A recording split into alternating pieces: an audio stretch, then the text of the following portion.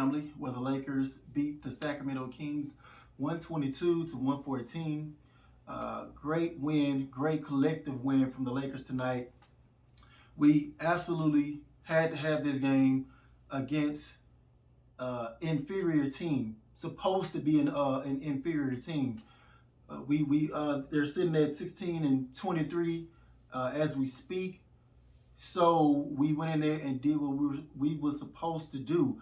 I would have been devastated if we came out of this game with a loss, especially with where we are currently in the standings.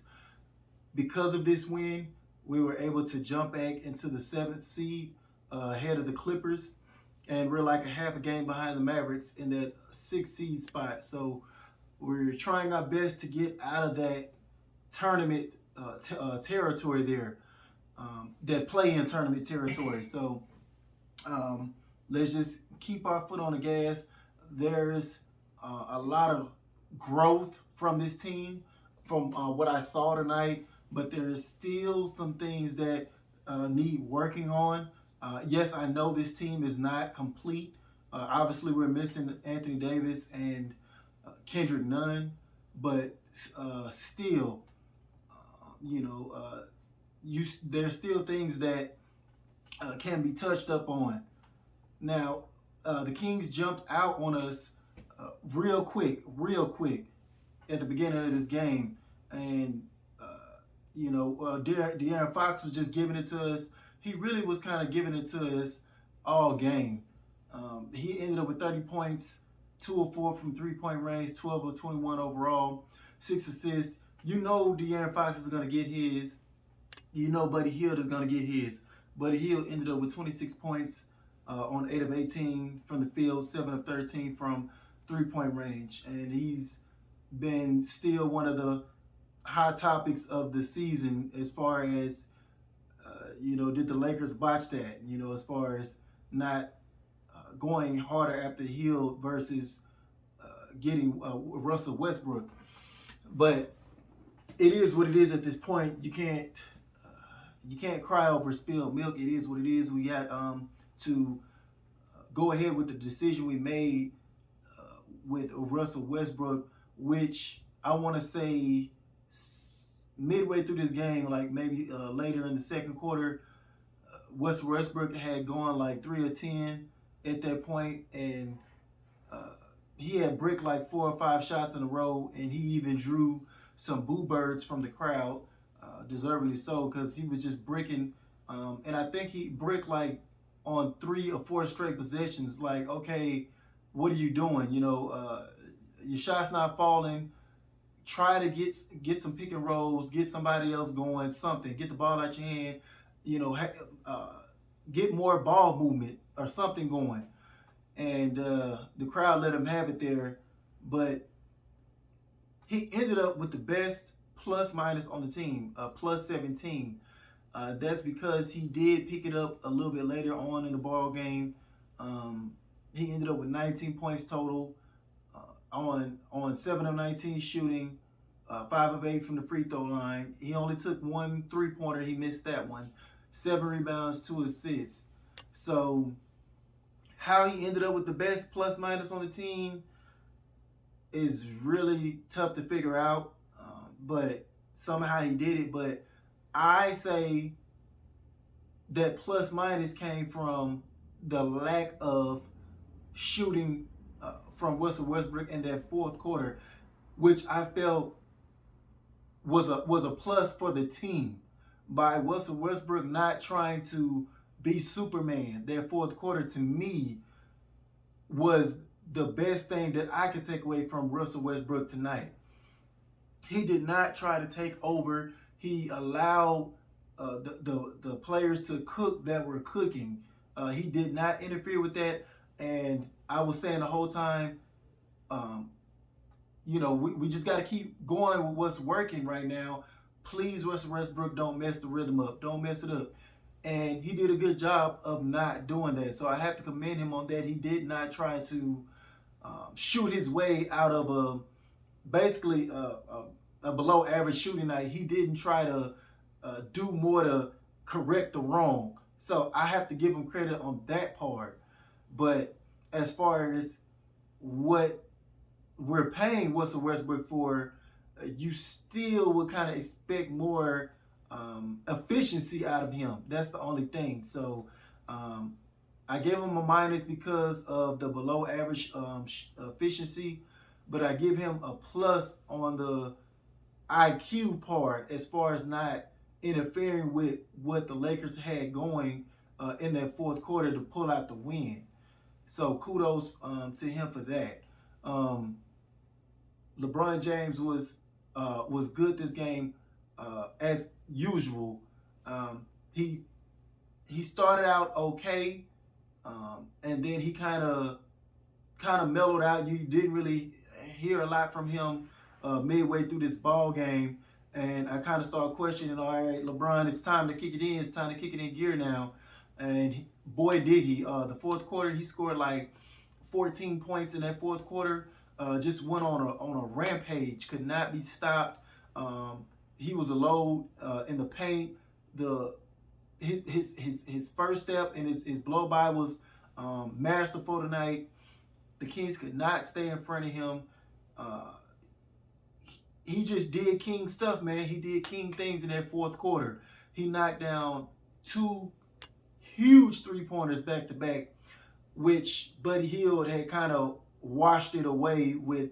I think he knocked down 2 or 3 three-pointers of his own within that same sequence. It was like back to back to back to back to back. They were kind of going back at each other from three-point range. This was a very entertaining game, to say the least. Very entertaining. It was nerve-wracking, which seems like all the Laker games have been nerve-wracking. Kind of last-minute type of deals. But our defense, to be honest with you, our defense, we played solid tonight. The Kings hit some tough shots tonight over outstretched arms. Even the Halliburton, who shot 3 of 10, he came in and drilled down some clutch three-point shot. I think it was over Reeves. Oh no, it was over Melo. I mean, Melo closed out perfectly. He just made it, and they went up by like 1 point or something like that. But they were hitting some tough shots, man. So I can't trash my defense tonight because they hustled tonight. They made key stops when needed to be. So a decent effort on the defensive side, and now we finally got somewhere as far as rebounding, because we were getting killed this past couple of weeks on the glass, man. The Kings ended up with 45 rebounds total, 9 offensive rebounds. We ended up with 44 rebounds and 14 offensive rebounds, mainly due to Dwight Howard. He has had 7 offensive rebounds and 14 rebounds total. Beastly tonight. I love the fact that he gave Dwight Howard enough run tonight. And Dwight Howard also has to keep returning the favor as well. If Frank Vogel is going to try to shut us up, like the Laker fans, by giving you run, you have to reward that with production. You have to do something when you're out there. Otherwise, you're going to make us look foolish that we're out here saying, play a big man, play a big man, play a big man, and then you go in there and give us 2 points and 2 rebounds. But tonight he produced. He had a lob dunk that would have just brought the house down if he would have connected. I mean, it was almost reminiscent of when he did that Superman dunk in his younger days in the slam dunk contest. If he would have made that one, it would have been not all the way there, but quite there. If he would have caught that one, he would have just definitely brought the house down with that one. But he redeemed himself, and he did catch the next lob a couple of plays later. I felt like Malik Monk was even playing point guard than Russell Westbrook at certain points of this game.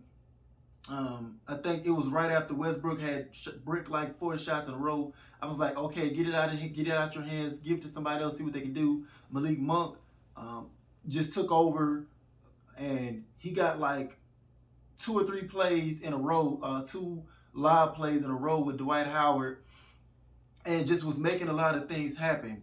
Um, LeBron James did not have to do it all himself tonight on the offensive end, because you had guys like Malik Monk, who added 24 on 6 of 11 from 3-point range, 8 of 15 from the field. That kid is steady rising. If people still doubt Malik Monk at this point, he's quickly quieting them. For people who were saying that, I was saying Malik Monk uh, has at least close to an all-star potential. Um, I need an apology right now for people who were laughing at me on that aspect. The guy is showing when he gets minutes, he can produce. Point blank. He was not only knocking down threes, he was saucy with it with the dribble. Guys cannot stay in front of him. At the end of the game, the plays that I told you, I was happy that Westbrook didn't interfere with. It was pick and roll, pick and pop with LeBron James and Malik Monk. They were causing havoc. The Kings did not know what to do with that Malik Monk and LeBron James pick and roll and pick and pop game at the end of the game. They did not. They had no answers for it. It was absolutely deadly.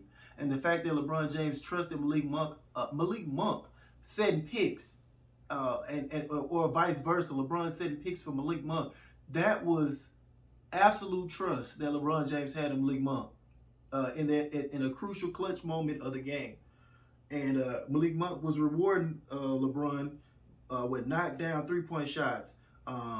He even took Fox one time, beat him off the dribble with a nice little hook floater over De'Aaron Fox. I mean, there was times where I thought this game we lost because the Kings had even went up by like 4 or 5 points towards the end of the game.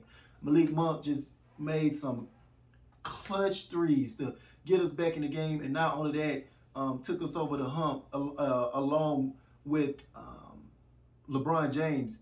THT as well. THT was huge tonight.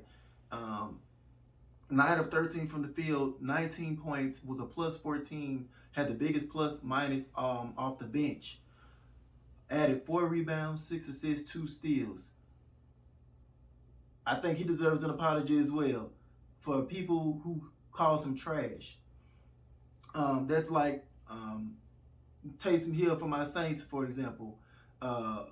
People calling him trash, but every time he gets out there, he produces, he quiets people. The more he plays, the more he quiets people. THT, slightly different because he's younger and he has a lot of potential, a lot of room to grow. But as far as quieting the haters, I love it. I love it. I absolutely love it. Because he has a couple of bad games. People are ready to trade him. Get him out of here. Get him out of here. And I'm telling you, I see the potential. And he's going to have ups and downs, especially on a team like this. How many more times are we going to get hit across the head with just giving up on young talent? How many more times, Laker fans, are we going to get hit upside the head on giving up young talent too early? Even Kyle Kuzma is looking playing well over there with the Wizards. I wanted him going after that atrocious last year that he had, but still, it's obvious that players like that, young talent like that, cannot really thrive to their true potential on this team. They have to go elsewhere, and then people are like, oh, the Lakers were stupid for giving them up. But it was the same people just begging for them to leave. Kyle Kuzma was probably the only one that I wanted going because I knew that he could not thrive on his team. And then last year, it seemed like the pressure was just absolutely getting to him being on this team, especially after we won the chip. The pressure seemed like it just went up to here for Kyle Kuzma. But he's in a better scenery now, and kudos to him. That's best for him. But how many times are we going to let guys like THT go before we learn our lesson? Or we just have to work with him. The coaching staff, that's up to the coaching staff to get him where he's supposed to go. That's on our veterans to get these young players where they're supposed to go, not give up on them. But all in all, good win, man. We only had 5 turnovers tonight.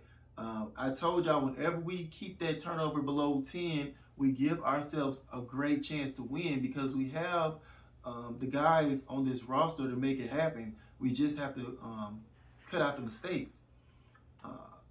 So We did good on the glass tonight. We cut down on the turnovers. The only thing I see that we had a struggle in was the three-point line, 11 of 32 from the three-point range. Malik Monk was the only guy that really shot well from the field. And the free throw says 65%, 13 of 20, but it really only got that bad in clutch time. We missed like 4 or 5 free throws in a row, which was kind of nerve-wracking. We could have ended it sooner than it did, but De'Aaron Fox made a boneheaded play.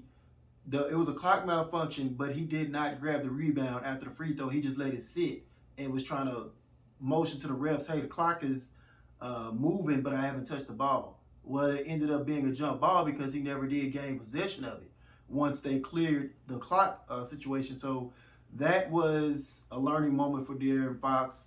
They were irate about it. Their coach was irate about it, but the call was the right call. We ended up getting the tip and knocking down another free throw and closing the game out. We moved to 20-19 on the season. Great win. I'm happy for it. But that's all I have for today. And as always, thank y'all guys for watching. Please like, share, and subscribe to help my channel grow. And I'll catch you guys on the next one. Can't be rocked, can't be shook.